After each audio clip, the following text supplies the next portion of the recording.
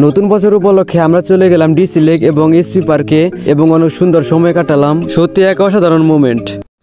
আসসালামু আলাইকুম গাইস, আমি রানা এবং আমার সাথে আছে, আশা করি সবাই অনেক ভালো আছেন। তো গাইস, সবাইকে জানাই নতুন বছরের শুভেচ্ছা। Happy new year 2025।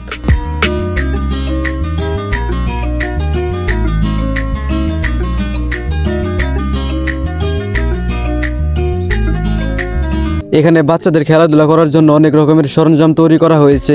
আপনারা দেখতেই পাচ্ছেন টাঙ্গাইলের এসপি পার্কের ভিউটা অনেক বেশি সুন্দর। অনেকে অনেক জায়গায় বেড়াতে যাচ্ছে, সেই জন্য ভাবলাম যে আমাদের টাঙ্গাইলে বেড়াতে যাই আমরাও, এবং এই বোর্ডিং লাইফ থেকে একটু ব্রেক নেই, সেই জন্য আমরা ঘুরে আসলাম টাঙ্গাইল দিয়ে। আর আমাদের টাঙ্গাইলের এসপি পার্কের ব্যাপারে আপনাদের তেমন কিছু বলার নেই, আপনারা সবাই জানেন এটার সম্পর্কে।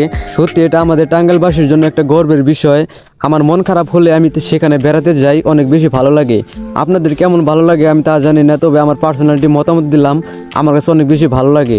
আপনার লাইফটা তখন এনজয়েবল হবে যখন আপনি বিভিন্ন জায়গায় ট্রাভেলিং করবেন এবং ফিলিংস নেবেন। আর এইটুকু হলো এসপি পার্কের সেকেন্ড লিফট প্লেস। আপনাদের কাছে আমার একটা অনুরোধ থাকবে যে আপনারা কেউ অসৎ কাজে লিপ্ত হবেন না এখানে, কারণ এটা একটা সুন্দর টাঙ্গাইলের ঐতিহ্যবাহী পর্যটন কেন্দ্র।